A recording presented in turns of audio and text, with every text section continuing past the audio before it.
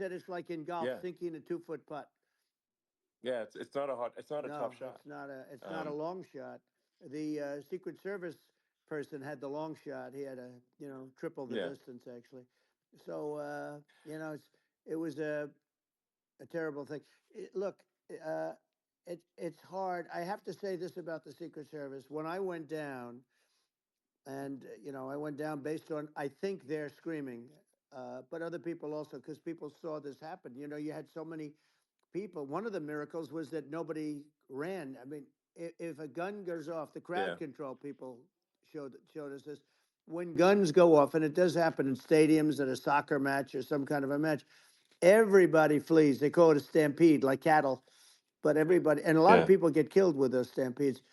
We had Sure. more people than you'd have at, some of these matches or these games, and nobody left. You had a small group behind us in the grandstand, and that was full. And you look at it as it was taking place, and normally they'd be running. They didn't leave. They saw that I was hurt. They saw a lot of blood, and they saw that I went down, and it's almost like they wanted to be with me. Well, out front, you had thousands, tens of thousands of people. As far as the eye could see, you had people in Butler, as far as the eye could see, and uh, Yeah, and a lot of press too. There was many cameras on watching this. It's what makes it so different because normally things happen that aren't good, but you never have a picture of it. Here we have all these cameras shooting it, so yeah. sort of amazing. But one of the interesting things was that you didn't have anybody flee, you didn't have anybody stampede, Sure. nobody. And there were some people behind me. They stood up and they're looking like, I mean, I'll tell you, Yeah, you yeah. want to have them in a foxhole with you. I want to meet some of those people Sure, because sure. it's so different from what you heard. But so so I was down, but the Secret Service Yeah, guys, there were bullets flying right over my head. You could hear them go whizzing, yeah, and these guys came jumping on top of me, and a young lady, Kate, uh, would jump. They moved so fast, and let me tell you, that took tremendous courage. Now there was a lack of coordination. There was, obviously everybody understands that somebody that building should have been covered, and yeah, yeah. I mean, that was I the think big that like, thing. I mean, looking at the aerial views, that building would be like the number one spot for a sniper. I mean, it's like the if you were to pick like what is the favorite, what if you so if the goal is to assassinate, what's your favorite spot? That building, the You're roof of right. that building would be number one. That would have been the spot. It's like you can ask for a better No, location. It's like number no, that one. would have been the spot. Um, You know what people think yeah, is when the local policeman, who, by the way, he really he did what he was supposed to do. He couldn't hold on any longer. And then when he got yeah, his head just peeking above, this guy standing there with a gun at his head. And when he fell down, again, hurt his ankle very badly, but he was making the calls. But what happened is the firing took place very soon. So what they yeah, think is that this guy ran to his site, which he had all planned out with the gun. He ran to the site and he started shooting fast, and maybe that's why he sort of missed. I mean, he uh, yeah. But he as you got said, me, but he it would have could have hit. been I mean, could have been a much yeah. bigger problem. But he totally would have hit if you hadn't turned your head. So like there was it was a very near It thing. was a So miracle. If I hadn't um turned my head, yeah, I would not be talking to you right now. As much as I like you, exactly. I would not. Yeah, I would well, not be talking to you. maybe talking to me from another realm, perhaps. Yeah, that's Um, right. We'd be talking from a so different place. But it was a very terrible experience. The Butler Hospital, they did such a great job. The doctors were so good. Everybody was so good. There was a mistake. If somebody knew, because people were hearing that, there was just a bad feeling that there was somebody was around. You know that story now. It's been pretty yeah, well. yeah, And yeah, if somebody could have said, because they've oftentimes said, like there'd be a lightning storm or something, because I've done, I think, over 300. I think I did a lot more than that, but we did a lot. And oftentimes they'll say, sir, could you wait 10 minutes, please? Sir, could you wait 20 minutes? There's a storm overhead or lightning or something, right? And yeah, that happens yeah, often. And this would have been a perfect time for that to have happened, but it yeah. didn't get coordinated. That was the problem.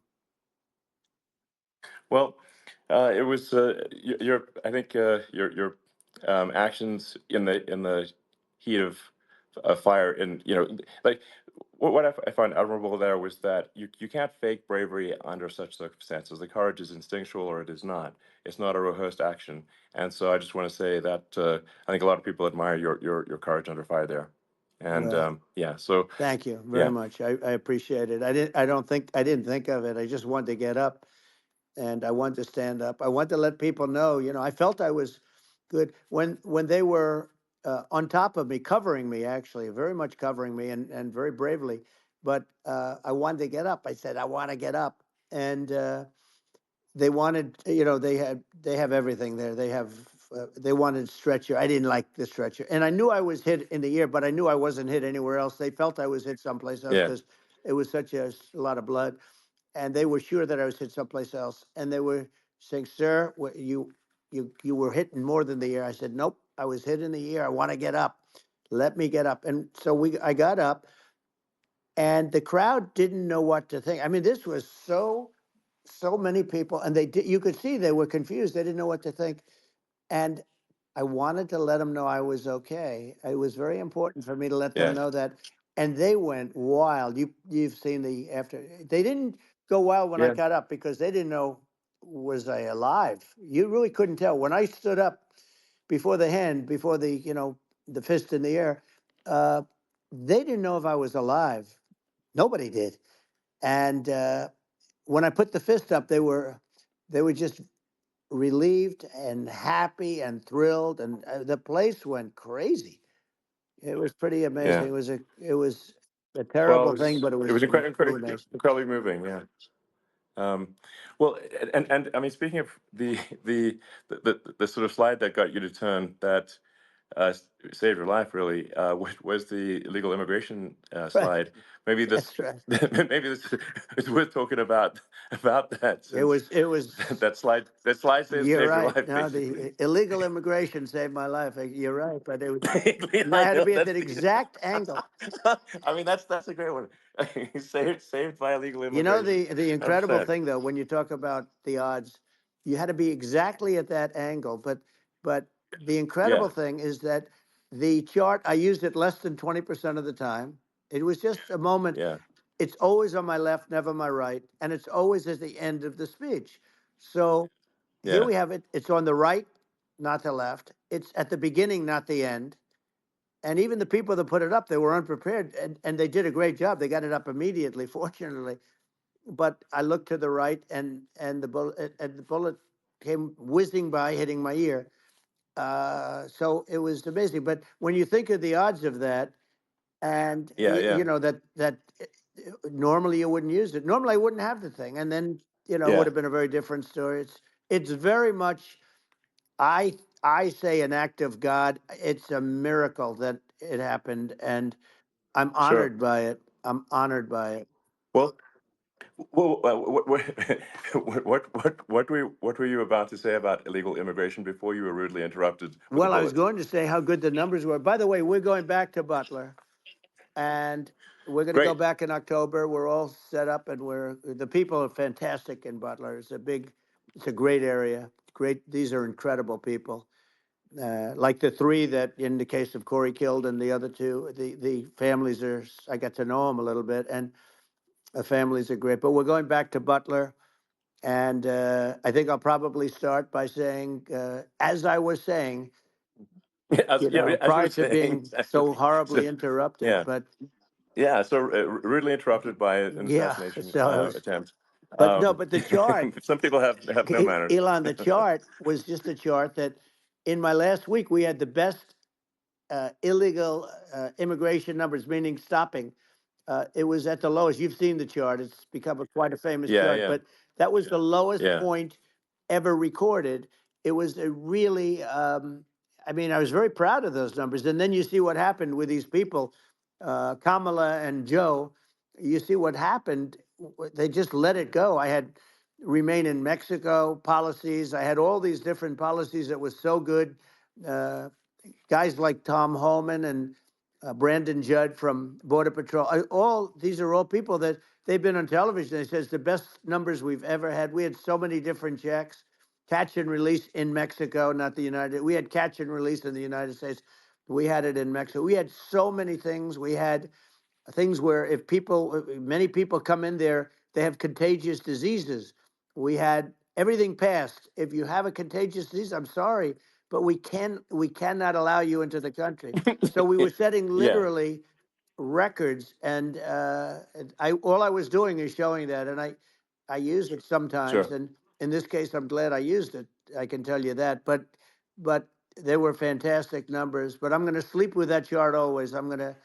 I'll be sleeping with that chart. That chart was very important for a lot of reasons. Well, I mean, would it be accurate to say that you're supportive of legal immigration, um, but but we also need to shut down illegal immigration, and especially unvetted illegal Yes, immigration, because and that's not the same as saying that everyone who's an illegal immigrant is bad. In fact, I think most people who are illegal immigrants are actually good, but you can't tell the difference unless there's a solid vetting of who comes across the border.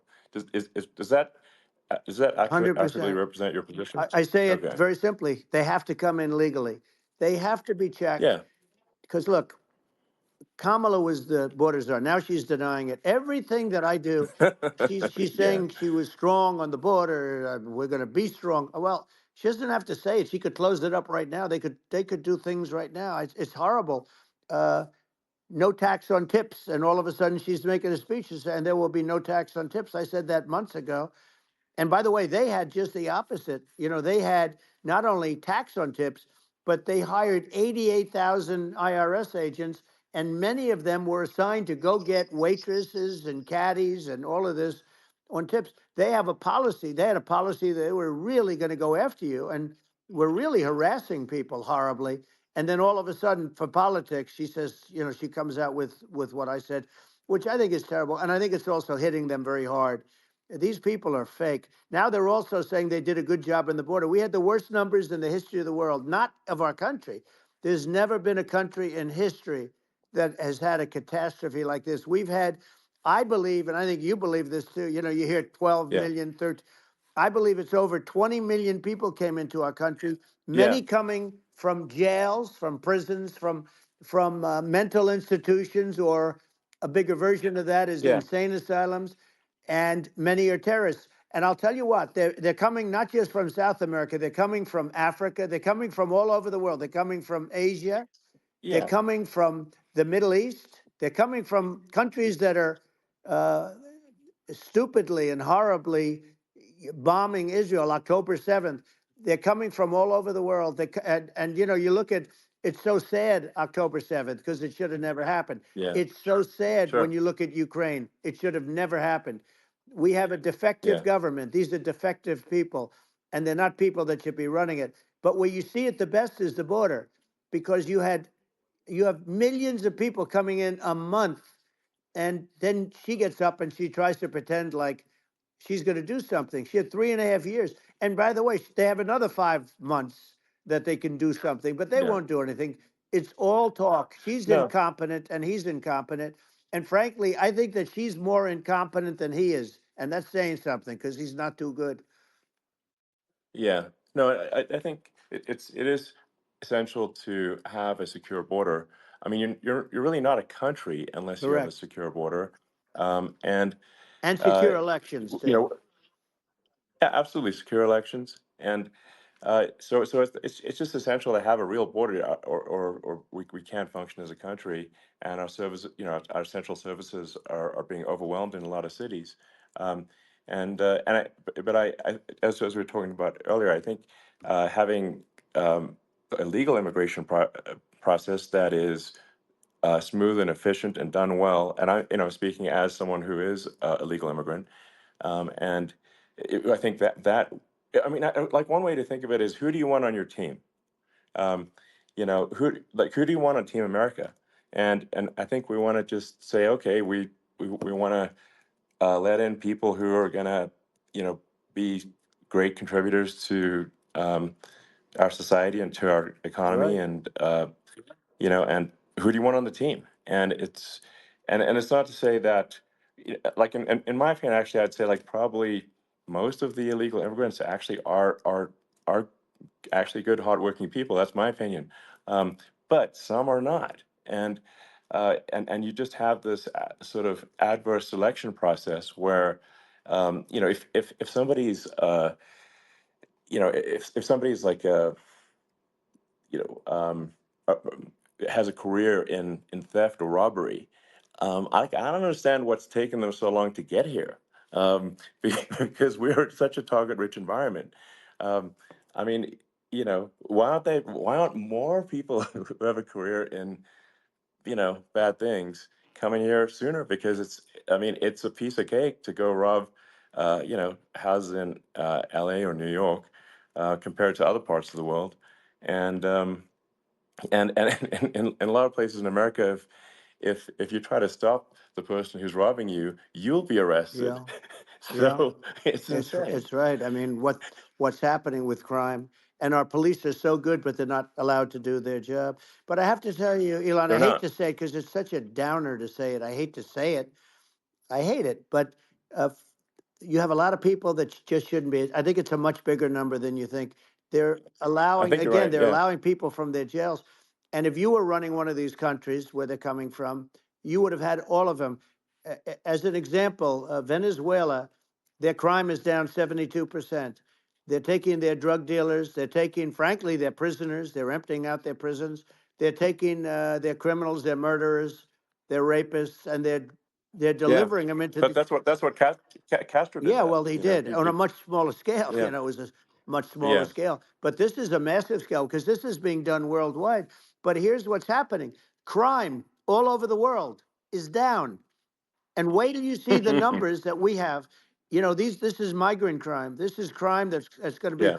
And I saw it today in New York where somebody was knifed with raped the girlfriend of a man that stood there watching in New York in one of the shelters and started Sure. pulling out the knives, and bad things happen today. But this is happening every day. These are rough people. These are people that are in jail for Yeah. murder and all sorts of things, and they're releasing them into our country, and they're telling them, if you come back, we're going to kill you. We're going to give you the death penalty or kill you.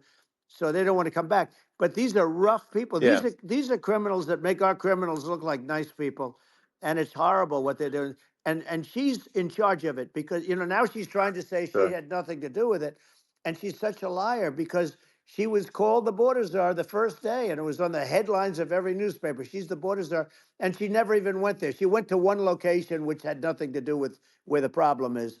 She went in and out, I Right. guess, because she was getting a lot of pressure, Yeah. but Yeah. had nothing to do with the problem Yeah. is. But she was Well. the Well. border czar, and people Yeah. Yeah. can't allow them to get away with their disinformation campaign. Now she's trying to say that she wasn't really involved, and the whole thing is horrible. She was totally in charge. She could have shut the border down without him. He didn't know what he was doing anyway, so he wouldn't have even known Yeah. what happened. You could shut the border down; he wouldn't Yeah. even know the difference. But uh, the fact is that she was border czar. But if you don't have to call her Yes. that, the fact is you could just call her. She was in charge of the border, and the border was the worst Right. ever. It's simply not working. No, It's it's I mean, horrible.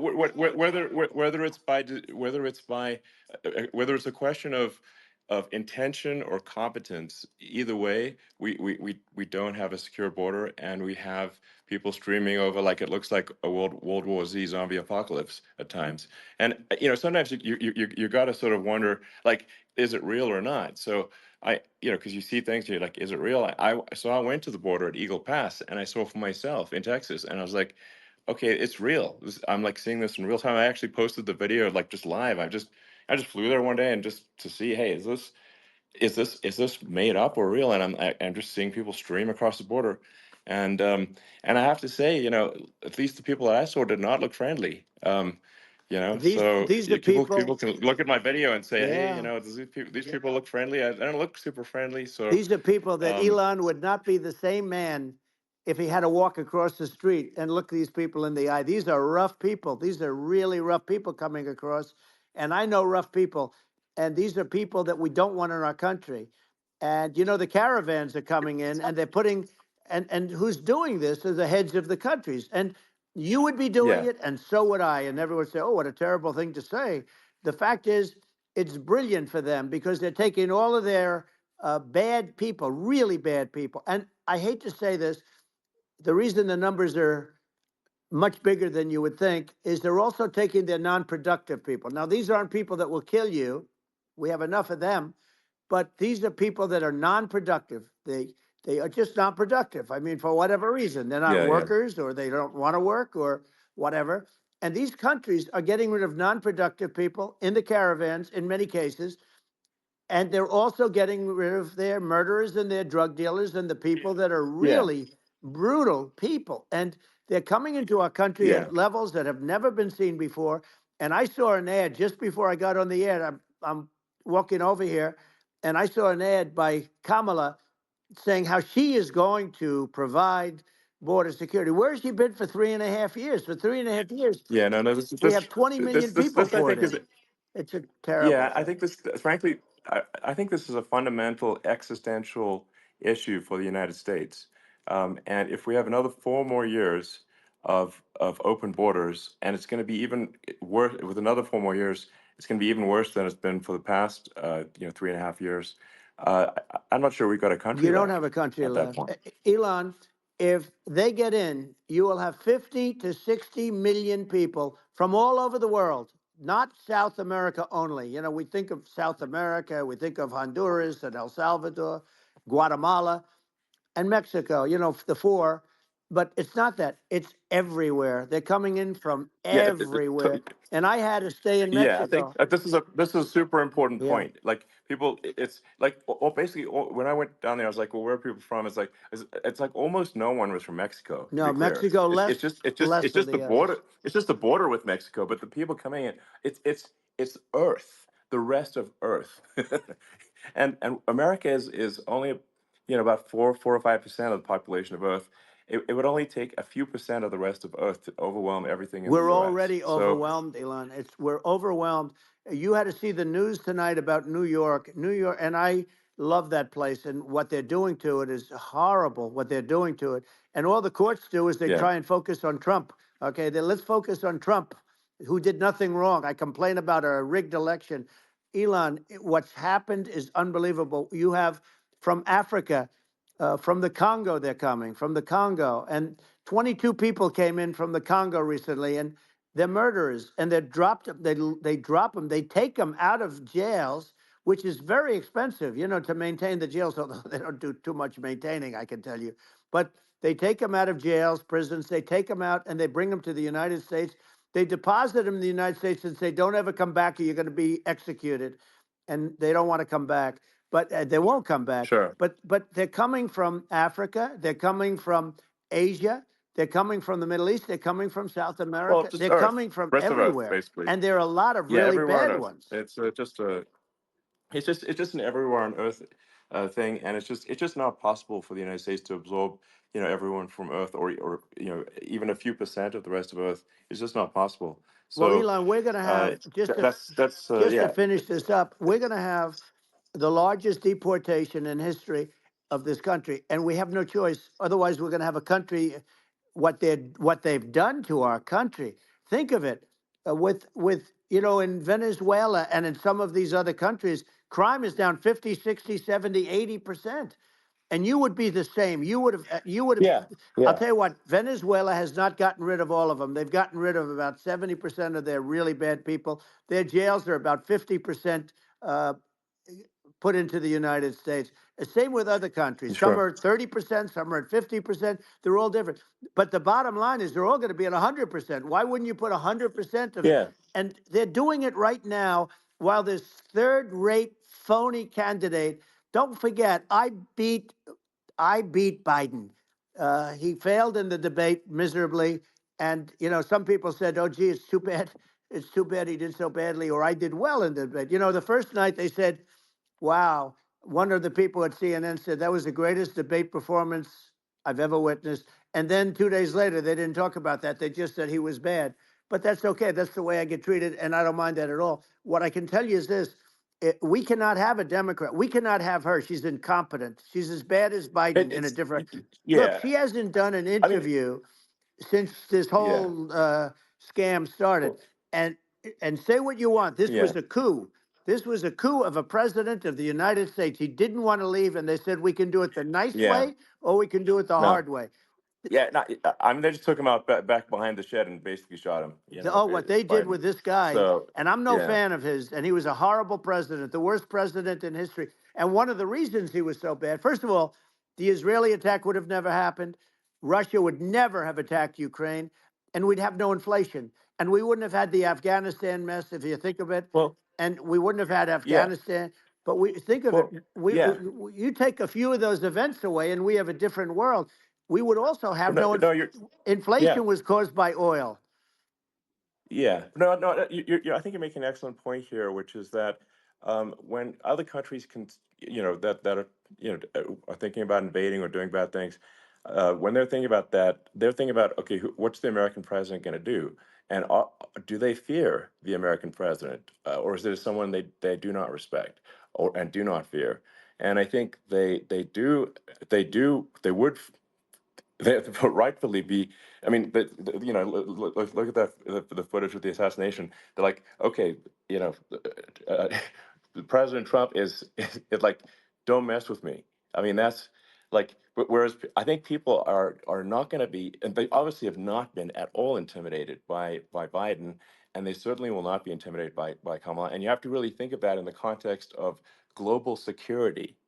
That if the American president is someone that, like, evil dictators are scared of, that makes a huge difference to the security of the world. So I had a good relationship with Putin, despite the Russia hoax that lasted for over 2 years. Just a hoax created by Hillary Clinton and Adam Shifty Schiff, some just bad people, just sick people, frankly. I mean, Schiff is a sick person. He's going to end up probably being a senator.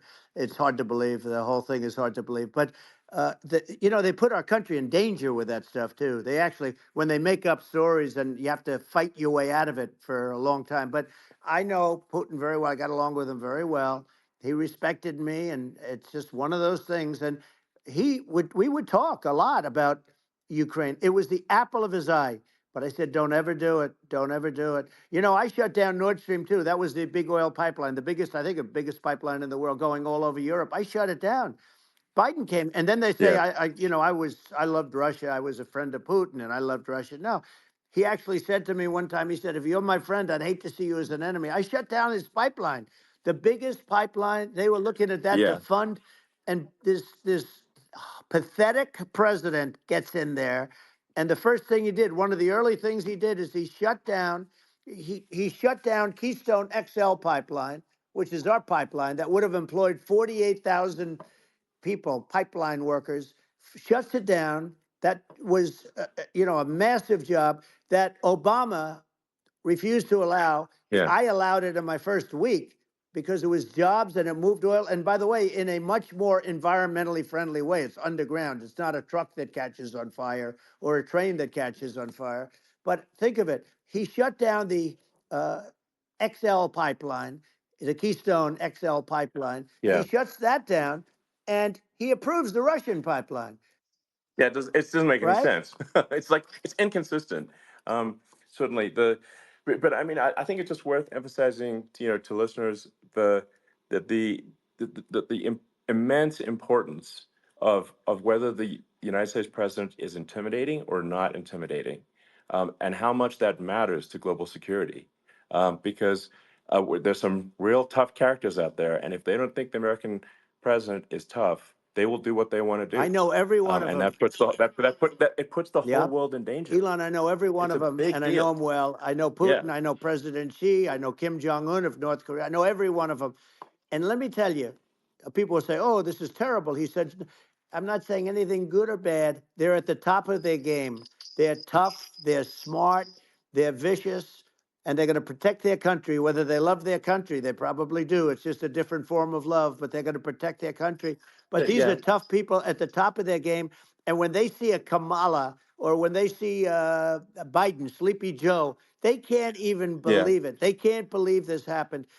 All the stuff that you're seeing now, all the horror that you look at Israel, they're all waiting for an attack from Iran. Iran would not be attacking, believe me. When I was there, and I say it with respect because I think we would have been good with Iran. I don't want to do anything bad to Iran, but they knew not to mess around. Iran was broke. because I told China, if you buy from Iran oil, it's all about the oil. That's where the money is. But if you buy oil from Iran, you're not going to do any business with the United States. And I meant it.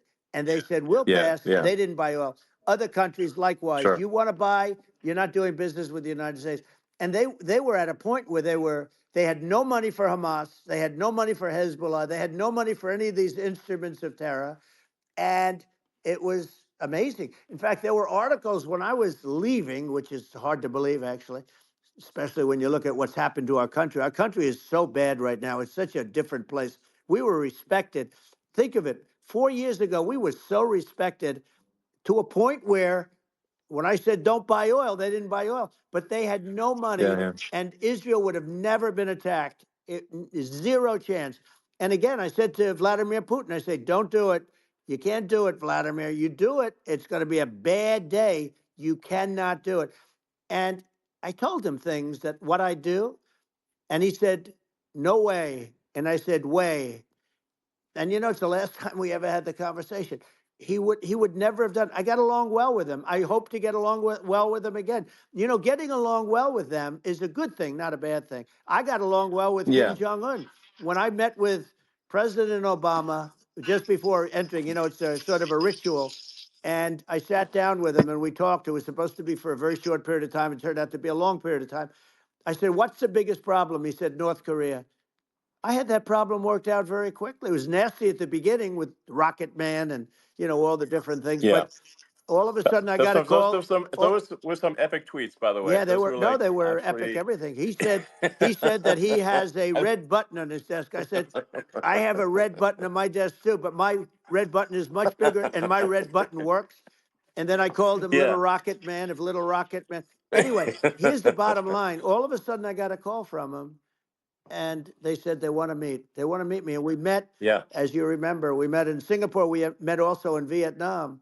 And I got along with them great. We were yeah. in no danger. But Yeah. President Obama, It's President because Obama thought they we were going to respond. end up in Yeah, a nuclear war with him. And let me tell you, he's yeah. got a It's not lot of true. nuclear Yeah, stuff too. He's exactly. got plenty of nuclear. It's He can do plenty of damage. it's So yes. I mean, it's because I mean, people like Kim Jong Un. They respond to yeah. strength, not weakness. Well, And he and I and got it. if you He and I project had a good strength, relationship. you're good. Remember, I Yeah. remember I met him and we walked onto his land. Nobody ever walked onto his land before. I walked onto. I wouldn't say. Yeah, Let's that bring was up cool. Secret Service again. I wouldn't say they were thrilled when I did that. I walked onto his land, and it was an amazing period. But we were not in danger with him because of me. I always Yeah. say that we have enemies on the outside and we have enemies on the inside. We have some really bad people in our government and people that are and controlling of the people. I mean, I'd mention names, but I really don't want to give them the credit. But we have some really bad, and I say they're more dangerous than Russia and China. If you have a smart president, a president that gets it, we are not in danger from those countries because they need us and they need our help. I mean, we forced Obama, if you think about it, Obama and Biden and Bush, to a certain extent, in all fairness, forced Russia and China together. And if you're a history student, the first thing you learn is you cannot let Russia and China align. But then they also got, if you take a look, Iran, and they have North Korea. That's, they call it the axis of evil. In the old days, you had the axis of evil. Here we have a modern day axis of evil. These are powerful countries, very heavy nuclear, which is the biggest threat. Yeah. The biggest threat is not global warming, where the ocean's going to rise one eighth of an inch over the next 400 years. And you'll have more oceanfront property, right? The biggest threat is not that. The biggest threat is nuclear warming, because we have 5 countries Well, now that yeah. have significant nuclear power, and we have to not allow anything to happen with stupid people like Biden. Biden did something with Russia. There was no chance of him ever going in. And when I left, and then after I left, they started forming big armies on the border with Ukraine, right? And I looked at that, and I thought he was doing that because Putin's a good negotiator. I thought he was doing that to negotiate. But then Biden started saying such stupid things. For instance, he said that it can be a NATO country. Now, Russia, for as long as there's been NATO, has said we're never going to agree to that, and we go right up front and say that. And we did things and said things through this president with a low IQ, very low IQ. He had a low IQ 30 years ago, by the way, but now he might not even have a IQ at all. There's nothing on the board that goes this low. He said things that were so stupid that war would have been that war had zero chance of happening if I were there. Zero chance. He was saying Yeah, everything the opposite, and it's so sad because many more people have been killed in Ukraine than you read about. You don't read about how bloody it is and how disaster. sure. Hey, look, just in the two armies, you lost 500,000 people, and Yeah, uh, and no, Ukraine's it's having a hard time. Ukraine, I don't know if you saw yeah, the article recently, and it's true. You don't hear the true story, but if you think about it, Russia's gone. Russia defeated Germany with us, and they defeated Napoleon. They've been around a long time. They're a big fighting yeah, force, sure, of and it's course. very unfair. And Ukraine now doesn't have enough men. They're now using young men and very old men to fight, and we're in a very bad position. And I'm not going to blame exclusively, but I can tell you I could have stopped that, and a smart president could have stopped that. It wouldn't have happened. But we had a Yeah, man that actually made it. It made it more prevalent. It was so bad. The words that he was using, the stupid threats coming from a stupid face that he was using. I said, this guy's going to cause us a war. He's going to cause us. And let me tell you, yeah, it can yeah, lead to World War III. That can lead to World War III. The Middle East can lead to. We have numerous places that could end up in a yeah. World War III right now for no reason No, whatsoever. I think you're right. I think people underrate the risk of World War III, and it's just when you're looking at the risk of global thermonuclear warfare, it's game over for humanity, and that's it's something that people have, I think, after the end of the Cold War, people have become complacent about, but they actually have forgotten that there are currently a lot of nuclear missiles that have targeting parameters for the United States from other 100%. countries. And one of the things And we're going to do is it's we're going to yeah, build an iron dome over us. Israel has it. We're going to have the best iron dome in the world. We need it, and we're going to make it all in the United States. But we're going to have protection because it just takes one maniac to start something. We're going to have protection, and we're going to have. Why shouldn't we have an iron dome? Israel has one. Some other places yeah, have one that nobody even knows about, frankly. But Israel has it. We're going to have an iron dome. But with all of that being said, to me that's so important, the most important. But with all of that being said, the election's coming up, and the people want to hear about the economy and the fact that they absolutely, sure. can't buy groceries because they don't have enough money to buy groceries. The inflation has killed them. Food prices are up 50, 60, even 100% in some cases. And this stupid administration allowed this to happen. And it's a shame. And that's the thing that people most care about, in my opinion. They care about the border a lot. And we discuss the border at great length. It's nice to have a Yeah, yeah. forum like this where I can discuss something at length. And by the way, you think Biden could do this interview? Do you think that Kamala could do this interview? They would take a pass on No, they you. could not. So they don't need Elon. They don't need Elon screaming out questions. It's pretty sad when you think that somebody that does this for a living can't answer a question or is afraid to do an interview. And in her case, with a very friendly interview, she's got all friendly interviewers. It's pretty sad. Yes, But the absolutely. big thing now is the Well, economy, Elon. yeah, And as much as yeah, I mean, I view nuclear as the single most important thing, but a lot of people don't. A lot of people don't understand that, but it doesn't have to. If I understand it, that's all you need. Because if I was president, you're not going to have that kind of a problem. But the thing that they really is making them angry is what Kamala and Biden have allowed to happen to the economy. It's a disaster with inflation. The inflation, it yeah, doesn't matter what you make. The inflation has eaten you alive. If you're a worker or if you're just a middle income person, you can't afford. 4 years ago, 5 years ago, people were saving a lot of money. Today, they're using yeah. all their money and borrowing money just to live. It's a horrible thing Right. that's happening, and we'll end that Well, I think quickly. a lot of yeah, a lot of people just don't understand where inflation comes from. Inflation comes from government overspending because the checks never bounce when it's written by the government. So if if the government spends far more than it brings in, that increases the money supply, and if the money supply increases faster than the rate of goods and services, That's right. that's inflation. Um, so really, we need to have we need to reduce our government spending, and we need to re-examine. I think we need like a government efficiency commission to say like, hey, where are we spending money that's sensible? Where is it not Right. sensible? And we need to live within our means. We're currently adding, I think, $1 trillion to the deficit every roughly Right. every 100 days. That's right. And you know the interest payments on the national debt have now exceed the defense budget. It's on the order of $1 trillion, It's interest. and it keeps Yeah, I growing. rebuilt our military, largely rebuilt our military, did a great job on it, which was so important. You know, we had jets, we had fighters that were, and bombers that were 70 years old. And we did a great job in that. Then we, by the way, then we gave 85 billion of it back to Afghanistan, if you can believe it. We gave them 85 billion. You know, they're one of the largest sellers Yeah, of military equipment in the world. They're selling what we gave them. That was one of the most embarrassing days in the history of our country. But if you think about, let's go back to the economy. We have to bring energy yeah, prices down. Energy started at the price of gasoline. Now your cars don't require too much gasoline, so you know you have a good, and you do make a great product. I have to say, I have to be honest with you. thank That you, doesn't mean everybody should have an electric car, but these are minor details. But your product is incredible.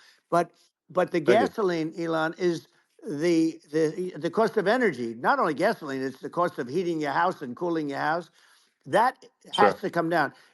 It's gone up 100%, 150, and 200%, and that has to come down. When that comes down, and we're going to Yeah, drill, baby, drill. You know, they stopped drilling, and then they went back to drilling because they went back to the Trump policy. But if they won the day after they get into office, we're going to, this country will go out of business because they're going to go to an energy policy that's not sustainable, wind and different things. You're not going to have anything. yeah, And I know you're a big fan of the AI, and I have to say yeah, that AI, and this is shocking to me, but AI requires twice the energy that the country already produces for everything. So you're going to have to build, we're going to have to build a lot of energy if our country will be competitive with China, because that's our primary competitor for this on the AI. You're going sure. to need a lot of Well, I mean, electricity. You're going to need tremendous yeah. electricity, like almost double what we produce now for the whole country, if you can believe it. Sure.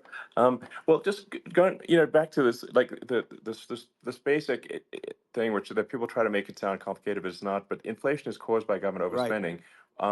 Would you agree that we need to take a look at government Yes. spending and have perhaps a government efficiency commission that just tries to make the spending sensible and so the country lives within its means, just like a The person does. waste is incredible, and nobody It negotiates is. prices.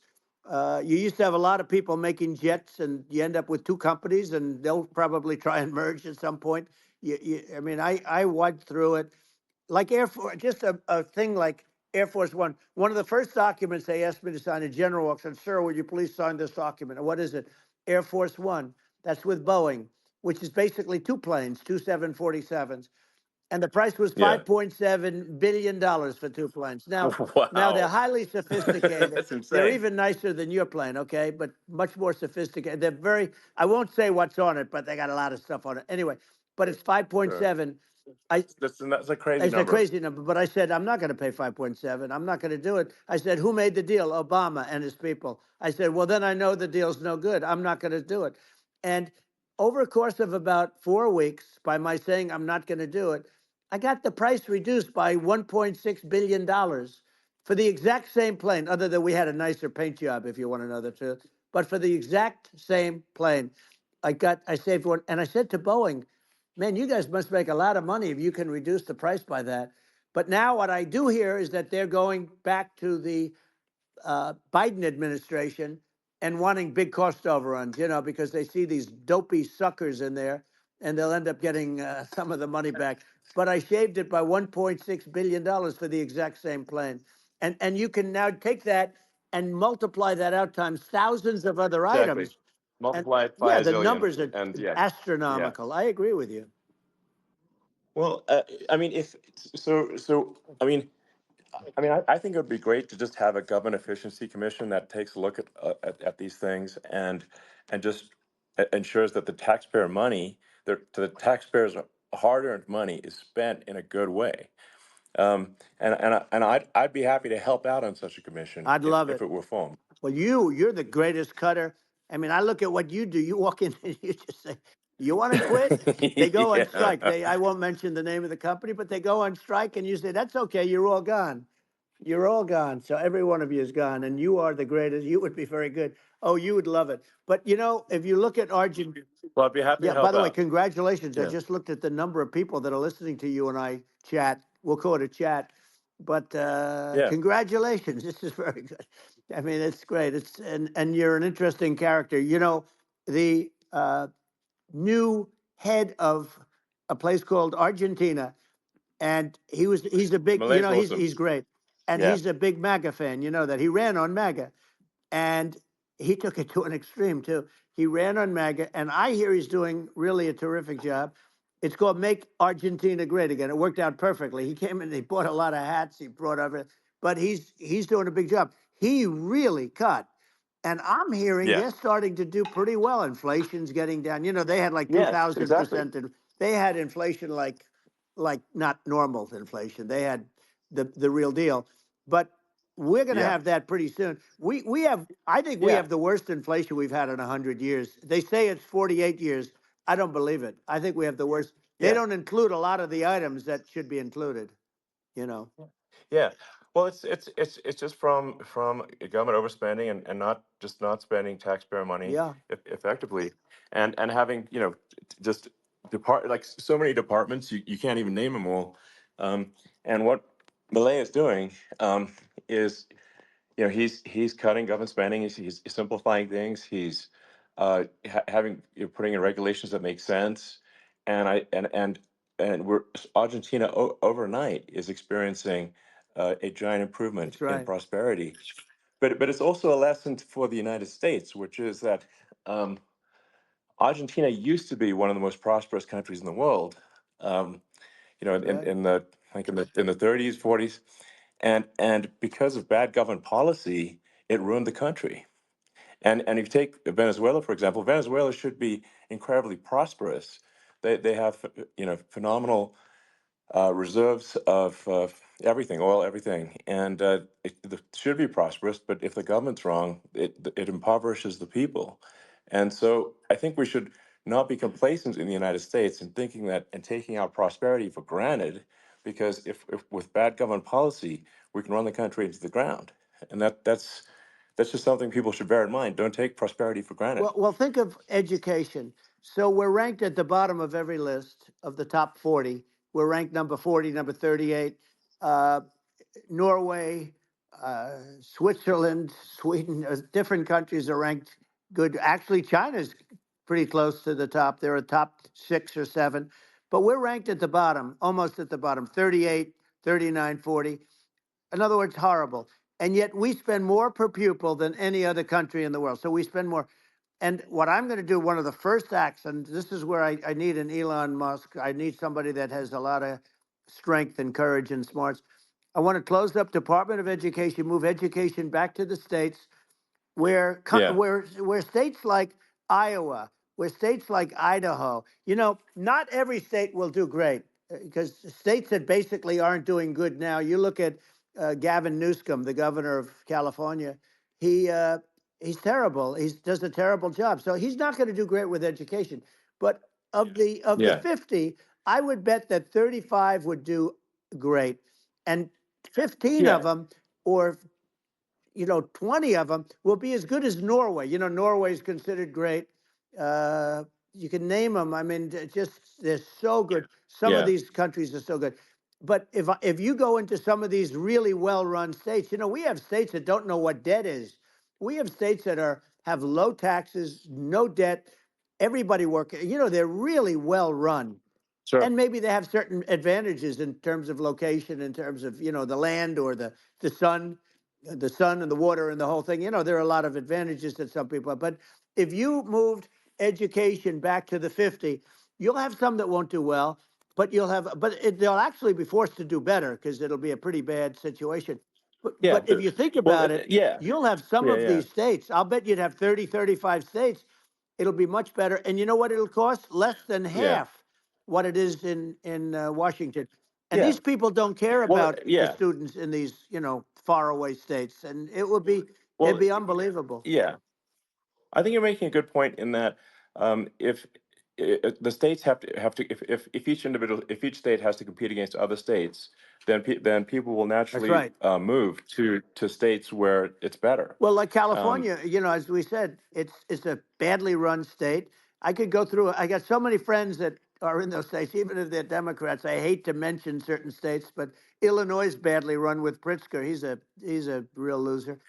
yeah, But some of these places are just badly run. But it's almost going to force them to run better, and they won't do it good initially. But you're not going to do worse than you're doing right now. And I would say that yeah, the cost, you would cut your cost by 50 or 60%. And you'd have a little yeah, yeah, monitor. You want to make sure they're teaching English as an example. Give us a yeah. little English, right? Sure, yeah. Right? No, but I mean, to what some of these governors are doing so badly. I mean, they got so many people moving out of their state. They should get U-Haul Salesman of the Year award because they're driving so much U-Haul It's sales. actually Because just amazing. people moving out, Isn't it amazing to you as a businessman that they can even survive? Like Illinois, so many people are leaving, and you wonder, how do they survive? I mean, how do they survive? Uh, I saw where you left California and you moved to Texas. Texas does a great job. But, I Yeah, mean, I just wonder, how do these states survive when big businesses, a big oil company just left California, as you know, and they moved to Texas. How do these big states survive when they lose so many businesses and their taxes are already really high? The taxes are among the highest yeah. taxes. You almost wonder, how do they continue on? And in many cases, the governors don't do a good job in their crime-ridden places. You wonder, how do they continue to just go on? It's Well, not a good I think there's. situation. I mean, I think the only thing that's going to force some of these states to change is if they risk bankruptcy and they're not getting bailed out by the federal Right, government. right. Well, you're That's gonna that's you're the gonna only thing have that's going to that. get them to change. You remember the Yeah, area in California where they had that, where I guess somebody had sticky fingers and they stole a lot of money, and they went into a form of chapter, and it was very yeah, nasty for yeah. a period of time. But now it's probably the most popular place in all of California. So at some point, something like that may have to happen.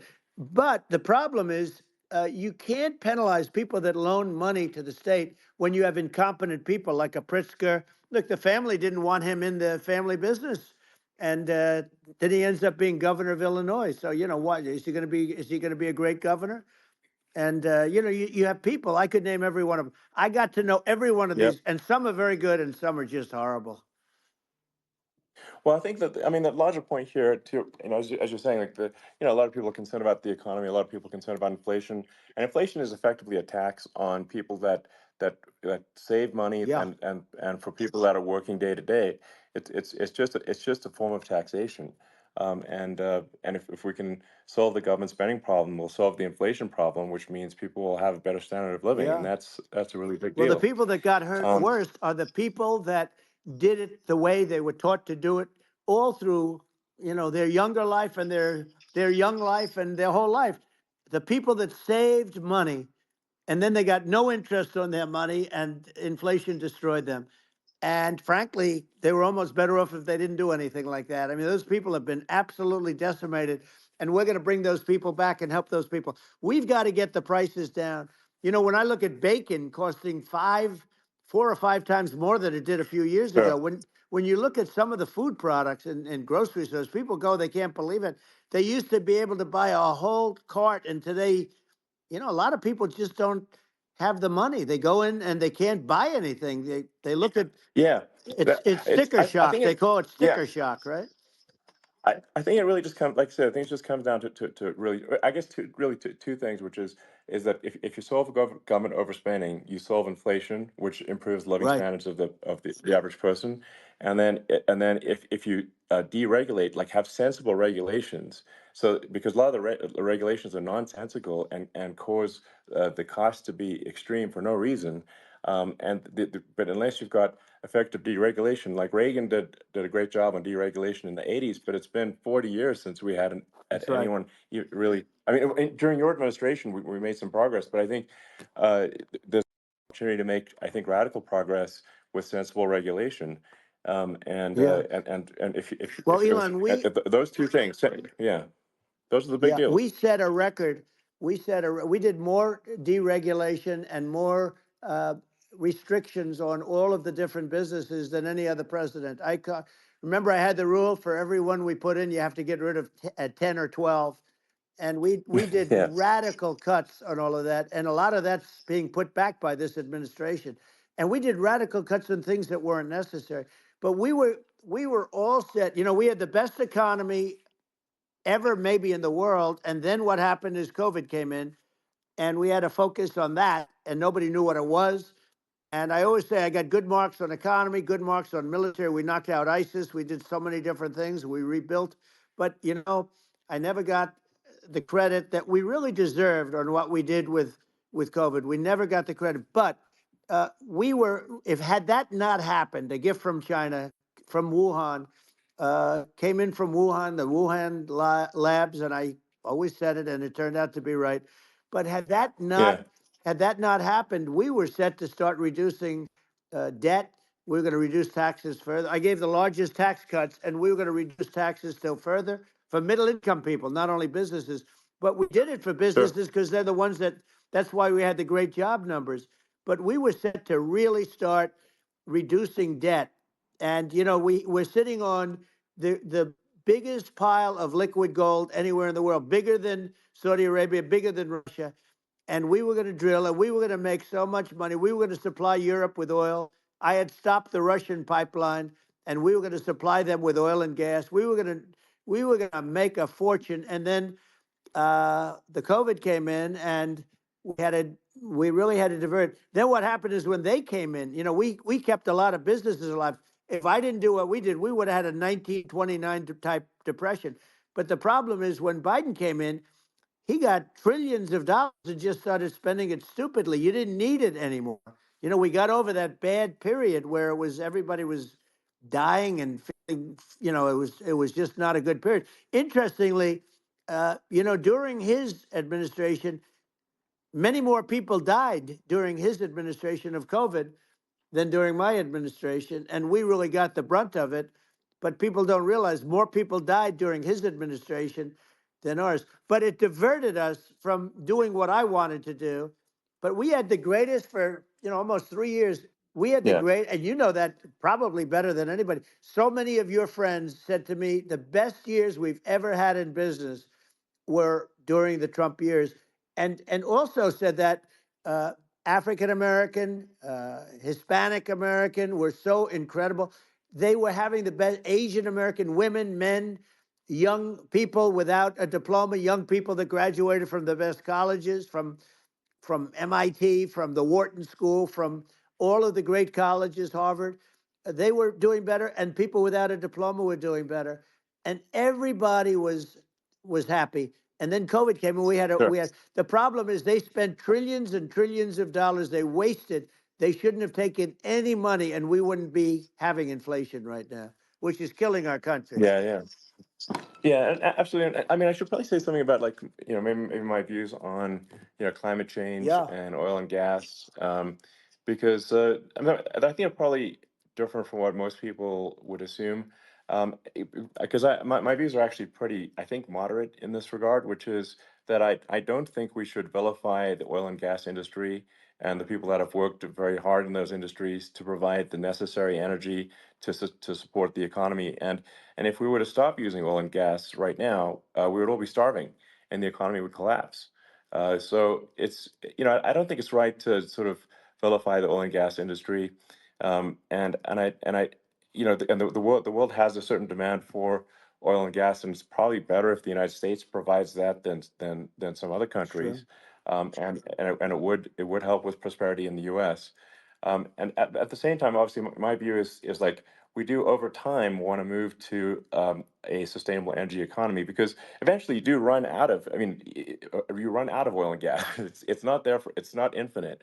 Um, and there is some risk. I think it's not the risk is not as high as a lot of people say it is with respect to global warming. But I think if you just keep increasing the parts per million in the atmosphere long enough, eventually it actually simply gets uncomfortable to breathe. People don't realize this. If you go past 1,000 parts per million of CO2, you start getting headaches and nausea.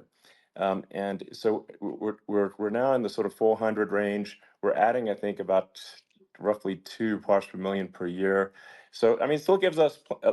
So what it means is like we still have quite a bit of time, but so there's not like we don't need to rush, and we don't need to like stop farmers from farming, or you know uh, prevent people from having steaks or Right. basic stuff like Right. that. Like you can leave the farmers alone, I agree. in How my opinion. crazy is that where I mean, you have farmers that are not allowed to farm anymore and have to get rid of their cattle, and the whole world is yeah, a that's little silly. crazy, but it's largely taken its lead from us.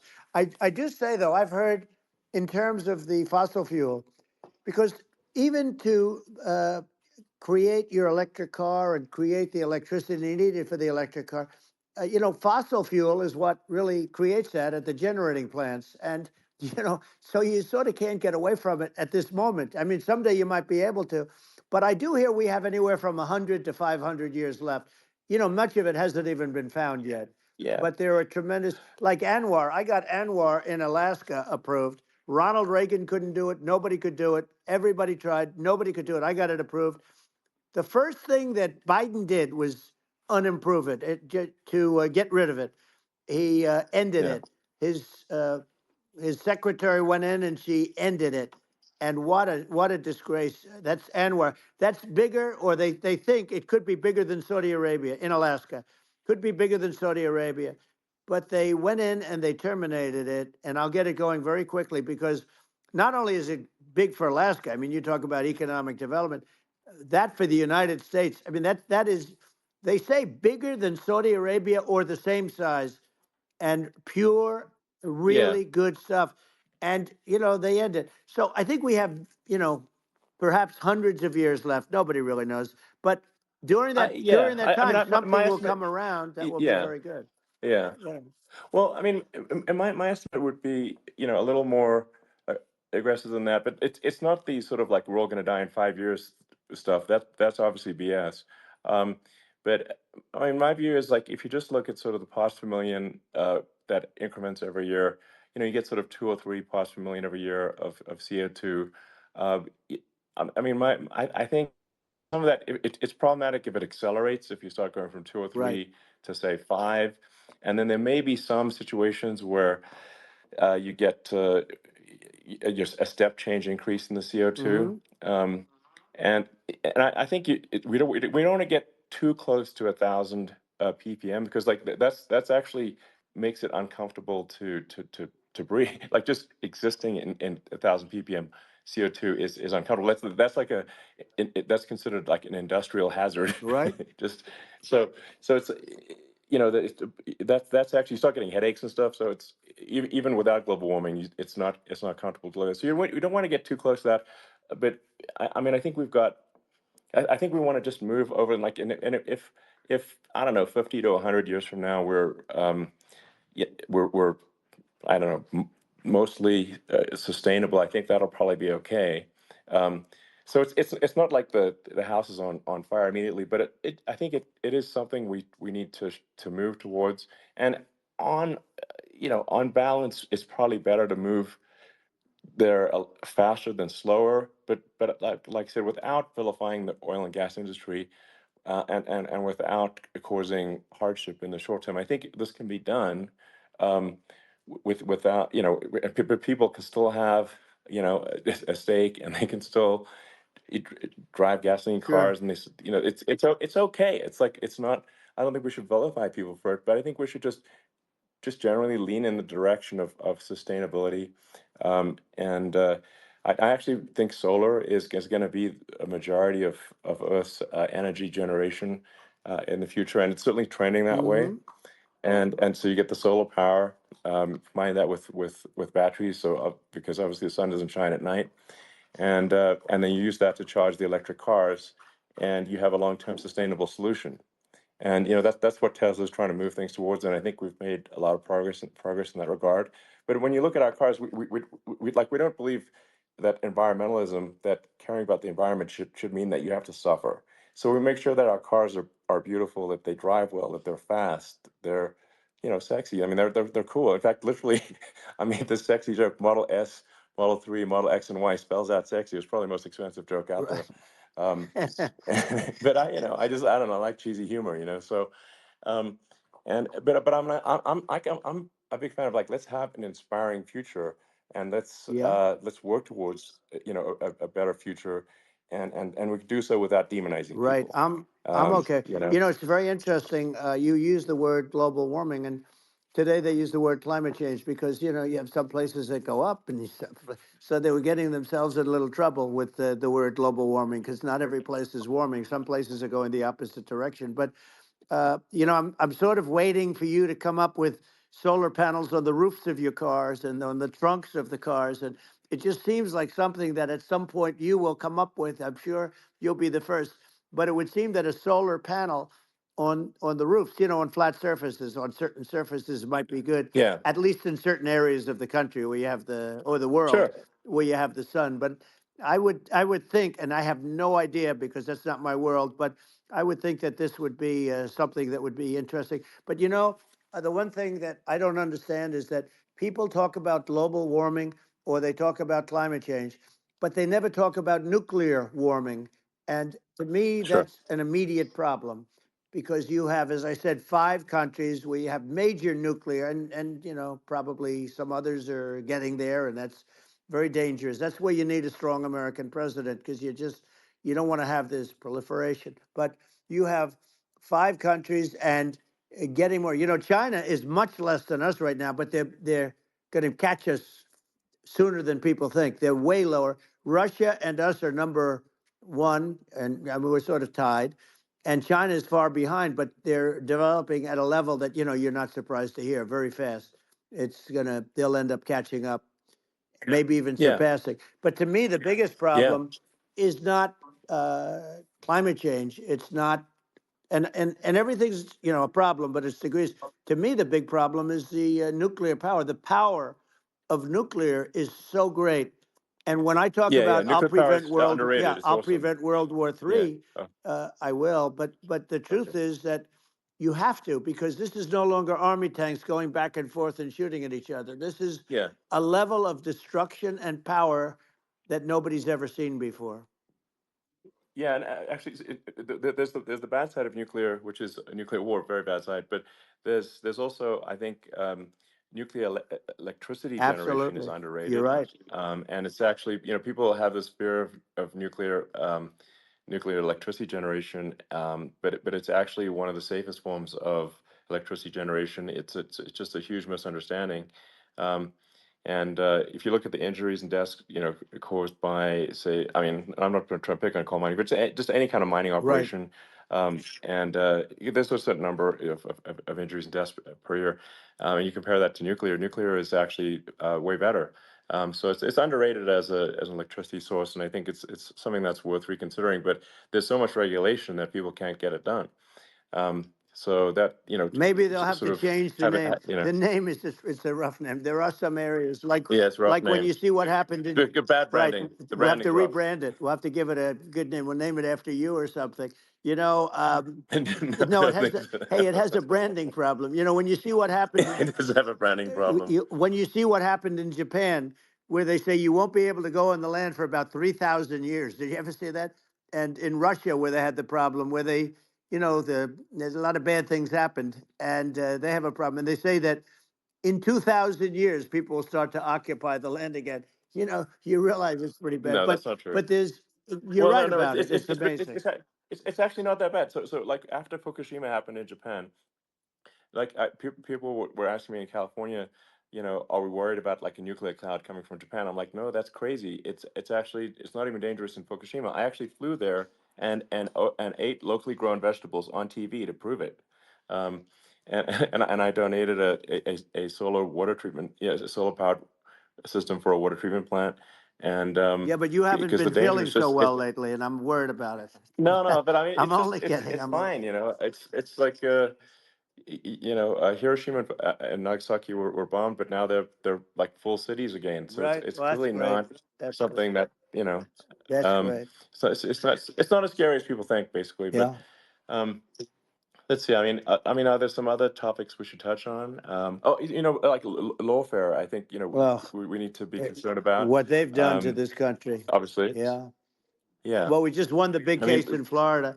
This was a Biden administration did something that's never been done in this country, and that's go after their political opponent, me, with this nonsense and just nonsense. And the big case in Florida we won, but they always pick a judge and a jury, and they use local DAs, they use the local uh, attorney generals, like Fani, Fani, spelled yeah, Fani, Fani, and it's yeah, all a big hoax, and it's all run from there. Like in Manhattan, the one of the top people from the Justice Department went in, ran Manhattan, ran the state. The Letitia James deal was run by a person from the Department of Justice, Biden. They've never done this before, sure, and they set up a very bad precedent. It's called lawfare, warfare. yeah, It's a terrible thing, and never happened in our country. It does happen in banana republics and third world countries, but it's never yeah, happened. And the incredible thing is it actually drove my numbers up because people see, fortunately I have a platform like you, or in all fairness, like a conversation like this, where I can talk about it and people understand. I mean, you fight for election integrity and you end up getting indicted because you're fighting for election integrity. And when the day comes that you can't fight for election integrity, you don't have a country anymore. So what yeah, happens is they went after their political opponent, me. Now Biden's, close to vegetable stage, in my opinion. Okay, I looked at him today on the beach, and I said, why would anybody allow him?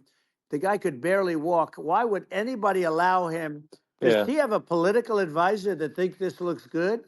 He thinks this looks good because it looks so bad, and it's ridiculous. I mean, and he's been doing Right, that right. for a long time. He can't lift the chair. The chair weighs about 3 ounces. It's meant for children and old people to lift, and he can't Yeah. lift it.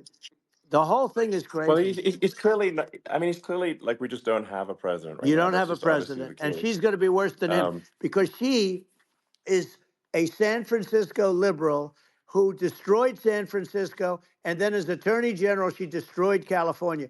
You talk about location, and we're talking about the sun and the water and all. There's nothing better than California. She has destroyed that. She was the original DA. She was the original in San Francisco. She was the original Attorney General in California. What she has done to California is, well, you know better than I do. You just left California for a lot of those reasons. And what she's done with crime, with cashless bail, where you kill somebody. I mean, we have states there you kill somebody and they let you out right away. I mean, you don't have to even put up, and then they never find the people unless they kill again, and then they let them out again. Our yeah. country is becoming a very dangerous place. And she is a radical left San Francisco liberal. And now she's trying to protect. Now she's looking like she wants to be more Trump than Trump, if that's possible. I don't think it's possible, but she wants to be more Trump than Well, Trump. yeah. I want a wall. I I want, think that's you know, she yeah, wants to release all the yeah. prisoners that are in detention, and some of these guys are really bad. Right. That just came Yeah, I out just saw today. that. She Yeah. doesn't want to build the wall, even though the walls work. Walls and wheels. In your business, everything you do is obsolete, almost, well, not the tunnels, but everything is obsolete. Even your rocket ships, they're like a month later, they're obsolete. You find a better way to. The only thing that's not obsolete is a wall and a wheel. And the wall, I built hundreds of miles of wall, and that's why we had such good numbers. I was going to add Yeah. 200 miles. We bought it. We could have flipped it up in 3 weeks, and they sold it for 5 cents on the dollar. That meant I said, wow, that means that they actually do want to have open borders. She wants to have open borders, and now she's going like she's tough on the border. It's such a lie. Yeah, this is simply not true. Yeah, This is simply not no, and true. everybody Yeah, knows it's it's simply not not true. true. It's a disgrace that she can Yeah. say it. No, I mean, obviously, what's happening sort of overnight is they're rewriting history and making Kamala sound like a moderate when in fact she is far left, like far Worse left. than Bernie Um, Sanders. She is considered more yeah, liberal by far than Bernie Sanders. She's a radical left lunatic, and if she's going to be our president, very quickly, you're not going to have a country anymore. And she'll go back to all of yeah, the things that she believes in. She believes in defunding the police. She believes in no fracking, zero. You no. Now all of a yeah, sudden yeah, she's sure. saying, no, I will. I really want to see fracking. If they got in, the day she got in, she'll end fracking. And by the way, if people didn't think that, the lunatics that really believe in that, uh, they won't vote for her. Like like the Yeah, Palestinians and Israel. She is so anti-Israel, and she's bad for both. Biden actually did something that was impossible. Both sides hate him. Both sides. That was a hard yeah. thing to do. Unification. Yeah, no, no. I mean, Netanyahu came to give a talk to a joint Senate and House sitting, and I was there, and Kamala stood him up. What does that say? I think Um, it's highly that's disrespectful. And I say, if you're a Jewish person or if you believe in Israel, if you're a person that, is a very pro-Israel, if you vote for her, it's worse than Biden. And Biden was bad. But if you vote for her, you ought to have your head examined. And you see tonight, I mean, as we're doing this, I'm seeing reports coming that they expect an attack tonight or tomorrow from hundreds and maybe thousands of rockets. Their Iron Dome, as they call it, as we all call it, but their shield that they build, that can be swamped. We'll use the term that's yeah, appropriate, swamped. But they yeah, swamp it by shooting enough missiles. You know this better than anybody. By shooting enough missiles, sure. they can't defend themselves. They just obliterate the whole Yeah, place. And that's what some people think they're looking to do. And we have no leadership. There's no respect for the United States of America with these people. And I'm telling you, yeah, she'll be worse than him because she's a believer yeah. No, in I being think you're right. radical left, and he wasn't. I think you're right. I mean, you really, it's important for the public that may be listening to this to look at Kamala's track record, before the last like month, and say, is that a track record you agree with? And I think if you're an independent moderate, you definitely would not agree with it, because it is her behavior has been far left, and we're seeing just an overnight propaganda attempt to rewrite history and make it sound like Kamala's moderate when she in fact is not moderate. Well, Um, so her I think that, running mate approved, signed into legislation, tampons in boys' bathrooms. Okay, now yeah, that's yeah, all that's I have weird. to hear. Tampons in That's boys' weird. bathrooms, and that means she Yeah, believes in that too. I mean, yeah, that's she not picked this okay. guy because he was the closest to her. A lot of people thought she'd pick sort of the opposite, but she picked an anti-Israel radical left person. But she is far worse, they say, than Bernie Sanders. If we have her as a president, if we have a Democrat at this moment as a president, I don't think our country can survive. I think it's a massive. I think we're in massive trouble, frankly, with the Kamala administration, and that's my honest opinion. Um, and uh, and I think really it's essential that you win for the good of the country for this election. And I mean, I'm just stating my opinion. Um, Now, you may have seen this, but I got a letter from the EU Commission, like saying, to not have disinformation on during this discussion that we're having, and there's a lot of attempts to do censorship and to force censorship even on Americans from other countries, and um, what do you think about that? Well, I know the European Union very well. They take great advantage of the United States in trade, as you know. We, through a different forum, NATO, we protect them. And yet, if you build a car in the United States, you can't sell it in Europe. You just can't sell it. It's impossible. The same thing with our farmers. Our farmers find it very difficult to do business. You know, we have a deficit with them of $250 billion, which people don't know. It sounds so nice, the European Union, but let me tell you, they're not as tough as China, but they're bad. And I let them know it, and that's probably why they notified you. No, they don't treat our country well. We defend them, you know, with Ukraine. So we're in for 250 billion, and they're in for about 71 billion, and they have the same size. It's if you add up the European nations that in terms of an economy, it's about the same size. When you say as us, and they're in, Yeah. and they're in much greater risk. They they're right there. We have an ocean separating us from, in this case, the enemy would be Russia. It used to be for the Yeah. Soviet Union, but let's assume they're close enough. And what happens is uh, they're in for 70 something million. I think even less than that, billion, and we're in for about 250 billion, and it could be a lot higher than that. And I say, why aren't you going to equalize? Why aren't they paying what we're paying? And they're in much more, it's much more important for them because of the fact that, they're right near there. I mean, they're all sort of in that location. We're not. But they Yeah. should, and I did it with NATO. There were only 7 countries that were paid up in NATO out of 28 at the time. And the United States Yeah. was subsidizing. Yeah. The United States was subsidizing NATO, tremendously subsidizing NATO. And I went Yeah. in and I said, you Yeah. got to pay up. If you don't pay up, we're not going to defend you any longer. I took a lot of heat, but you know what happened? Billions and billions of dollars came flowing in, and Yeah, I think a lot of the public isn't aware of the fact that the United States pays a disproportionate share of the NATO expenses, and then we get even though taken like advantage of on trade. So think yeah, about it. well, I mean, the point of NATO is defending Europe, and it's it's like then okay, well, why is the United States paying disproportionately more to defend Europe than Europe? That doesn't make sense. That's unfair, and that is an appropriate thing to address. Well, Um, when you talk about so cost cutting and savings and everything else, I mean, honestly, look, there's nobody that feels worse about the Ukraine situation than I do because I know it would have never happened. I know Zelensky. He was very honorable to me because when they went with the Russia hoax and they said I had a phone call with him, he said it was a perfect phone call. It was a great phone call. He could have grandstanded and, said, oh, he was very threatening. He said, no, it was a very nice phone call. I called him up to congratulate him on his win, and you end up getting impeached because these people are yeah, yeah, lunatics. I was talking about the difference from the people within and the enemies on the outside. In many cases, the people from within are more dangerous for our country than the Russias and the Chinas. If you have a smart president, you're not going to have a problem with them. You're going to do things. yeah.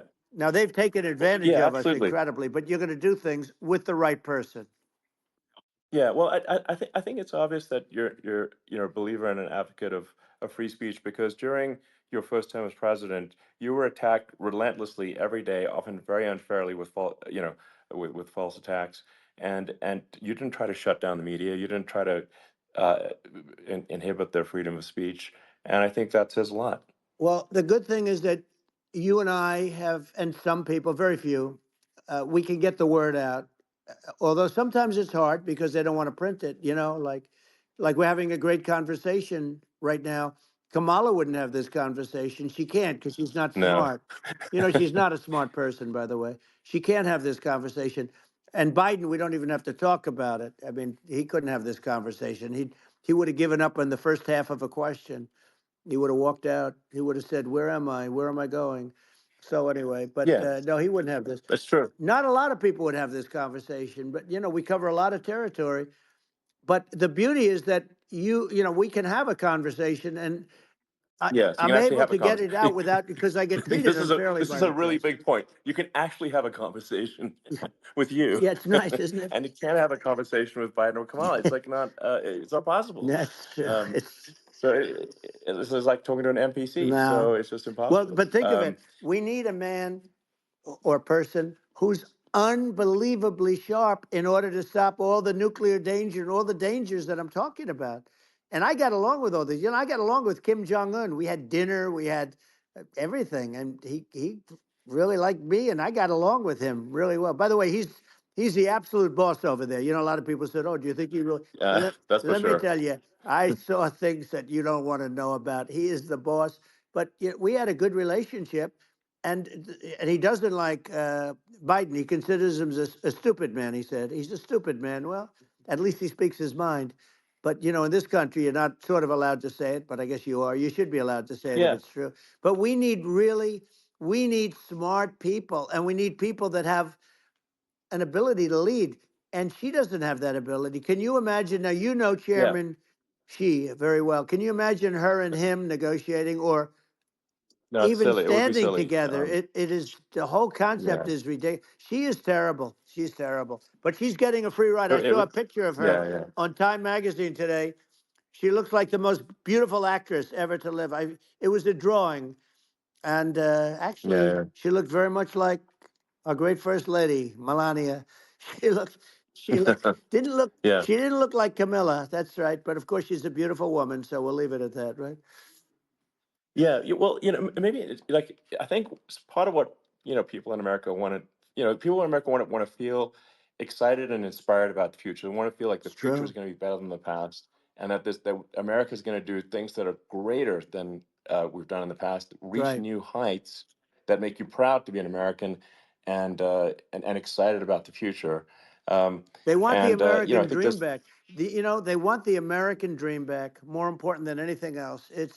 It's like you don't have that today because the people, they've been just sucked. They see incompetent people running our. You know, the Biden thing is very interesting. People just found him to be incompetent, and when I debated him, I was like, "Is this for real?"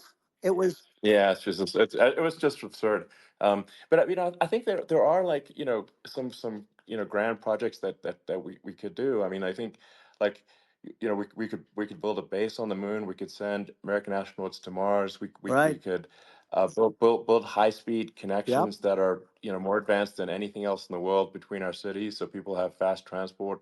Um, it's possible to solve traffic with tunnels. That's right. We already made great progress in Vegas doing that, and and just do things that are exciting and inspiring and make the future feel like it's better than the past. Well, I saw what you Like, did in Vegas, and I'll tell you, it was amazing. I got to see.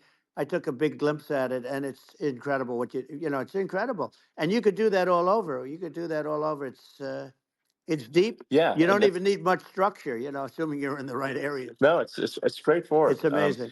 So like I think we could do some things that like China's got incredible high speed rail between its cities, but I think it's actually possible with tunnels if with deregulation with an ability to actually where it's like legal to actually do the tunnels. Then you could have high speed tunnels that are actually better than anything else in the world for high speed transport between Yeah. cities, and that would be something that Americans can say, "Wow, okay, we've got something that's cooler than anyone else in the Yeah. world." That's the kind of thing that makes you proud to be an And American. much safer than surface trains, where there is a danger there. With people, with crazy Yeah, people, it's much safer, much better. And it's sad because I've seen some of the greatest trains. I find it fascinating, and I've seen the systems and how they work, and the bullet trains they call them, I guess. And they yeah, they go unbelievably fast, unbelievably comfortable, with no problems. And we don't have anything like that in this country, not even close. And yeah. it doesn't make sense that we don't. Doesn't make sense. Yeah, and I think also like there's I'm kind of hopping on the excess regulation, but I think something that like I think people can generally understand is that what happens with laws and regulations is that there's more and more of them every year, and unless there's a process to clean them up, eventually everything becomes You're right. illegal, and that actually it slows down the development of new technologies. I mean, if you take the sort of like I think there's room for some reform at the FDA Yeah. for Yeah. improving the speed with which we approve drugs that could help save lives and improve people's Yeah. lives. I worked very hard And on that. that, We got that down yeah, to the lowest number ever, and we got therapeutics approved in the FDA that people can't even believe the speed. But I took them on. I don't think they like me too much, but I got things approved. and the FDA at numbers that they wouldn't believe. And it's a very bureaucratic group. Actually, it's a fine group of people in many cases. I got to know a lot of them, but I was pushing them really hard for Regeneron, for so many different things that were really pretty amazing. But the FDA takes too long. It's 12 years to get a product approved. I got it down to 4, and I Yeah. got some things done very quickly. But it's really something that is going to have to be worked on because it takes too long. Just takes too long. Yeah, it just takes too long, and it's you end up in the same with the approval, but it's just it takes years instead of something that I think could potentially take Yeah, months, and that improves people's lives. And I yeah, think and but I just wanted to hop on this point that like there has to be an active process for reducing rules and regulations, because otherwise they just keep building up every year, and yep, you get like hardening of the arteries, and eventually everything's illegal, or takes forever, and then we just we just ossify as a society. Uh, we can't make any yeah. progress, and that's it's a really big Well, deal. Elon, just So getting back to the FDA for 1 second, I got something done called Right to Try. This is where you can go in and, if you're terminally ill, you can use a space age, medicine or whatever it may be. We have the best doctors, the best labs in the world. We really do. And but people would go to other countries because you couldn't use the product, even if they thought it worked, because it's going through the FDA. I got it approved yeah, where you can yeah, you basically you look, nobody wanted, the doctors didn't want it because of the liability, the country didn't want it, our country, because they didn't want to get sued. These are people terminally ill. The insurance companies didn't want it, and the pharmaceutical companies, nobody wanted it. I got everybody into a room, and we came up with an agreement that you won't get sued. And also, they didn't want it on their record. If somebody's terminally ill and they die after taking a drug, they didn't want that on their record. So we set a separate list. If somebody was, so it wouldn't count as a negative. yeah, Okay. And as you know, we got it yeah, done. We have saved Right to Try. They've been trying to get this done for 58 yeah, years. And it sounds simple, but it wasn't, because I mean, the insurance companies, nobody wanted it, but we got it done. sure, Somebody you sign a document that you're not going to sue the insurance companies, the country, you're not going to sue anybody. And we got it done. And we're saving tens of thousands of lives. Right to Try. Hopefully you never need it. But if you yeah, do, you don't have to travel to Asia. People, right, if they had money, they go to yeah, Asia, they go sure, to Europe. If they don't have money, they go home and die. That's what happened. They'd go home and yeah. die. Well, I mean, and actually, to give Europe some props here, it's like if a drug is approved in Europe, which has a crazy amount of regulations, it should obviously be approved in the U.S. Yeah. I mean, they got more regulations than we do. So why would a drug be approved in Europe and not in the U.S.? That's crazy. Well, we did it. We did Um, something that really, they've been trying to do it for 50 years, and they just couldn't get it done. And I got it done, and it's really something. But you're right. Some people go to Europe because a drug isn't approved here, but it's approved in Europe, and it's a drug that, generally speaking, would yeah, work. It's pretty crazy. You're absolutely. right. And I think so long as people are properly informed of the pros and cons, and like these are the risks, these are this is the risk, and like you make your own decision. Yeah. Um, that makes sense. Well, I think just, So in sort of closing up, and by the way, I'm looking at the numbers. You get a lot of people listening. I hope you don't get yeah. nervous, because you got a lot of people listening to you right now, like 60 million or something.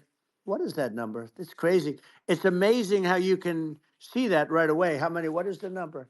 Wow. What is it? Well, Wow. I think in Wow. terms of That's a people that's a that big. That's bigger than you said. You said 25, and you're much more than double that number, 25 million. I think you're going to be 60 or 70. And I guess over a period of time, hey, I congratulate you. Do I get paid for this or not? well, I think actually in terms of the number of people that will hear this conversation over the next few days to Right. weeks, it's going to be hundreds of That's what they millions. say. Yeah, that's good. Well, look, it's an Yeah. honor. Yeah, I just asked this, are you better off now, or were you better off when I was president? Nobody's better off now. People, we put out polls on that, and nobody's better off now. Inflation has killed it. And they also feel very unsafe. You look at what's going on with a lot of different things. You look at the riots we had at the Yeah. colleges over, I mean, it's ridiculous, but Right. all of the riots, they just feel unsafe. And now they really feel unsafe because you have a new form of crime. It's called migrant crime. I call it Biden Well, migrant yeah. crime. Maybe I'll call it Well, Kamala migrant crime. But I mean, with all these things, I always try to get to the ground truth by just asking people. And my mom lives in New York, and I was like, Mom, do you know, have you, any of your friends, been attacked or assaulted? And she said, yeah, three of her friends in three it's separate crazy. incidents were assaulted just in recent months, just walking around the streets of New York. And I said, well, did what happened to the people that assaulted them? Oh, nothing. They got away. Like, and they just They know that always get away. nothing's going. And they don't even and they don't even bother reporting it because there's not. They know that there's not. They're not going to. People are not going to get prosecuted. They just let violent criminals out in New York The only one with that gets zero bail. prosecuted is Donald Trump. They don't get, they prosecute Trump. Yeah, I mean it's just obviously messed up Oh, it's if terrible. violent criminals are being getting off scot Yep. free, and meanwhile the New York spending massive resources prosecuting you, and it's like what's this and I think the sort of sensible public looks at this and says, What the heck's going on here? This is obviously abuse of the legal system."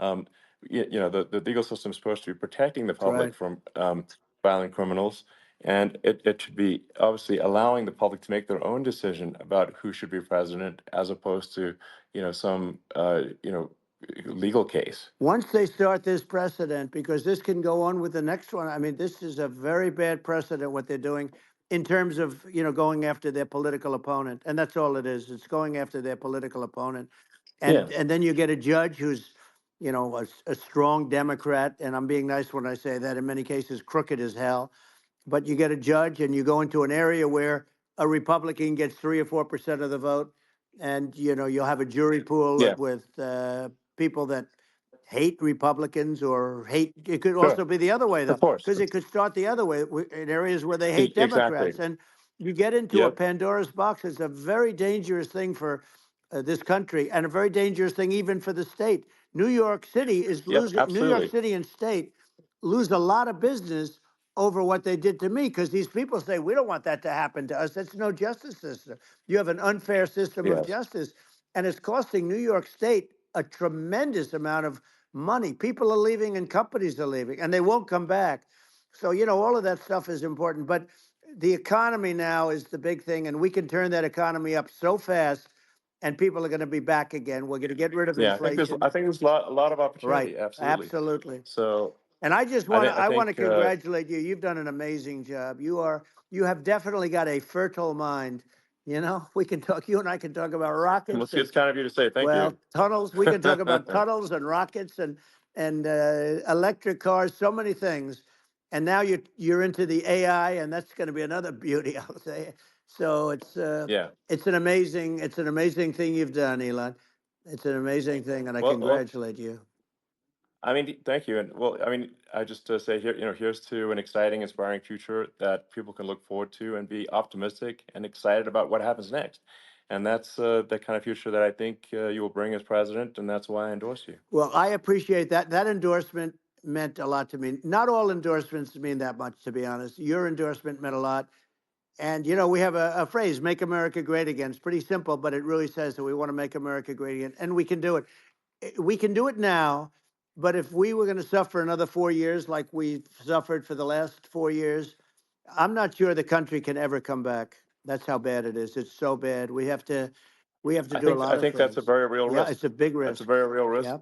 And it's I'd just like to note to people listening, like I've not been very political before, and if you look at my record, I've actually been I'm not like some they try to paint me as like a far right guy, which is absurd because I'm like making electric vehicles and solar and batteries, helping with the environment, and and I actually I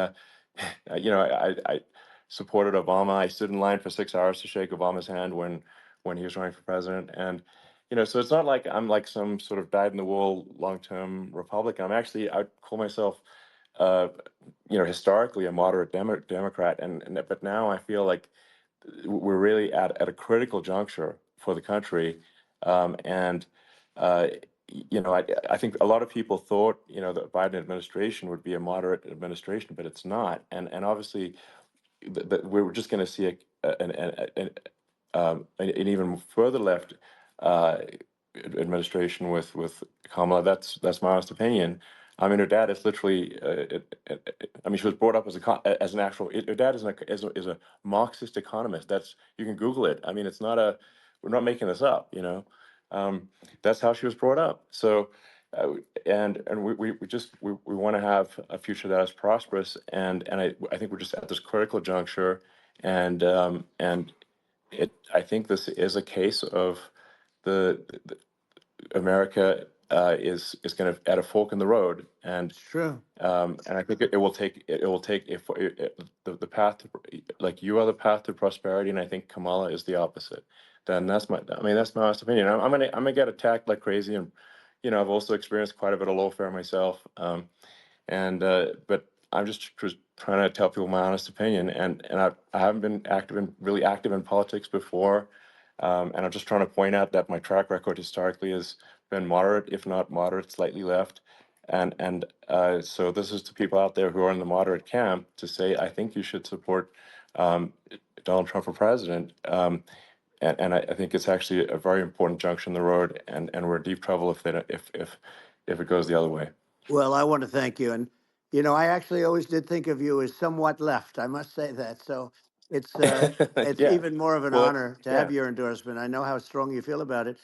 But, when you think of her, San Francisco 15 years ago, I had a great friend, Bob Tish. He said it's the greatest city in America, and now it's almost not livable there. And California likewise. And she was involved in the destruction of San Francisco and the destruction of California, and she will be involved in the destruction of our country if people are so unwise as to elect her. And I hope that doesn't happen, and I hope the elections are going to be run honestly, and we're going to turn this country around. We're going to do things and we can do it fairly quickly. And we have to get rid of the criminals that have been, given to us by other countries as they laugh. They laugh at Yeah. us. They think we're stupid to accept these people. These are radical, stone cold killers in many cases and terrorists. And they're in our country by the hundreds of thousands. Yeah. And we have to take Yeah. them out. Yeah, I mean, if I could summarize it, perhaps, I think these are issues that I think most people in America would agree with, which is that we want safe and clean cities, we want secure borders, we want sensible government spending, we want to restore both the perception and reality of respect in the judicial system, just, stop the lawfare, and I think like, and how are those even right wing positions? I think those are that's just common sense, and that's I mean, would you agree with that? 100%. I don't understand, the whole, they call it progressive. They don't like the word liberal anymore, but call it liberal or progressive. I don't understand how somebody could say that it's okay for them to empty prisons into our country.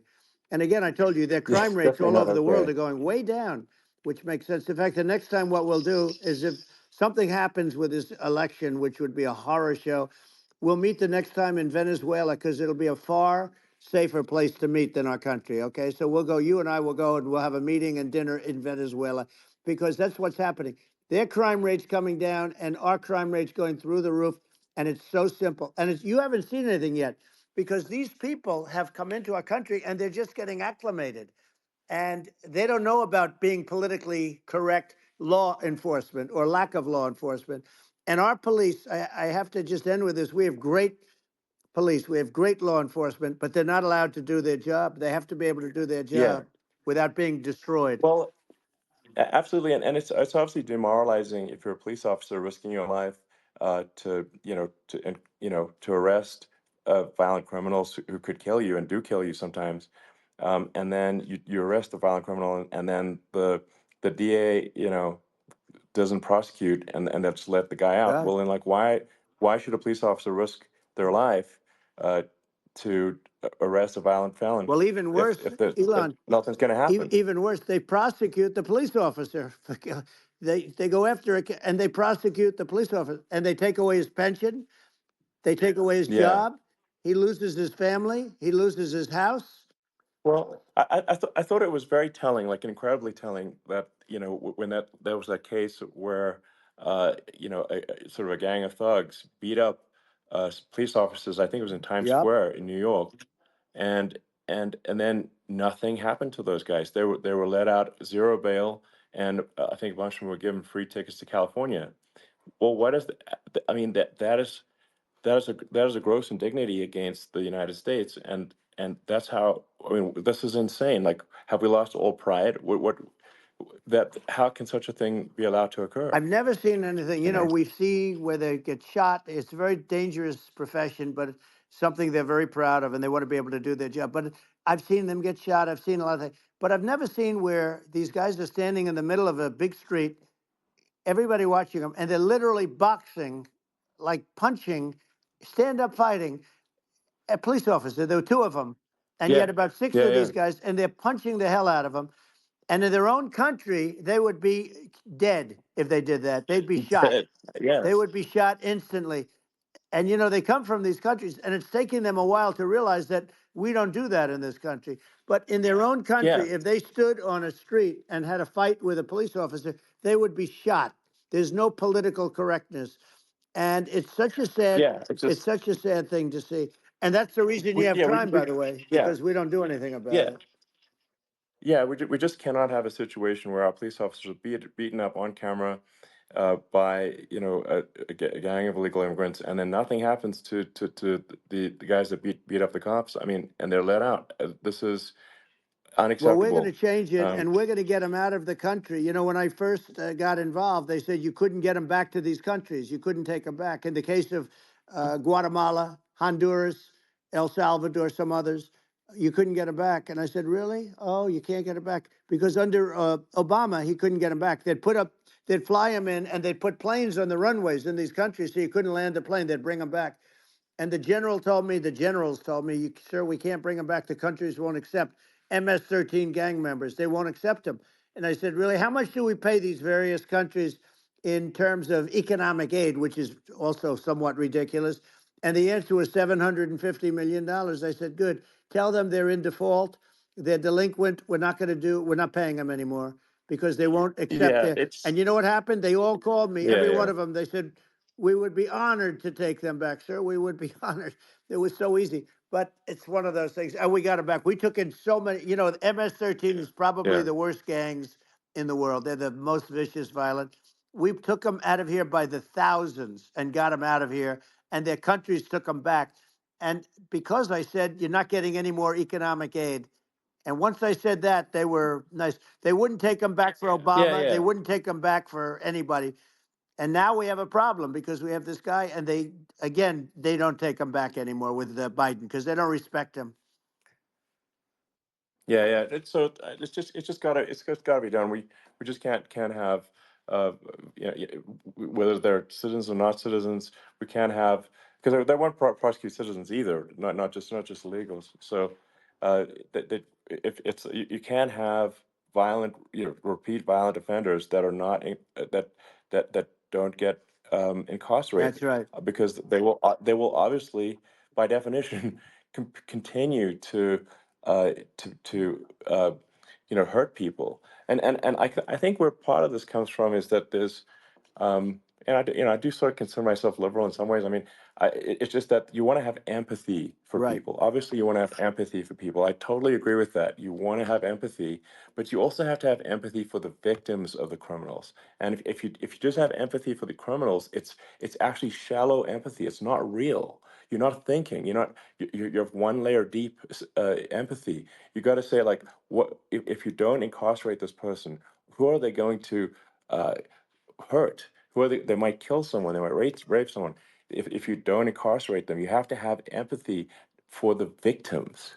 And there's a lack of empathy for the victims of the criminals, and too much empathy for the criminals. It doesn't make sense. That's why you want to have deep empathy for society as a whole, not shallow empathy for That's right. criminals. And we have to give our police officers the dignity and the respect that they deserve.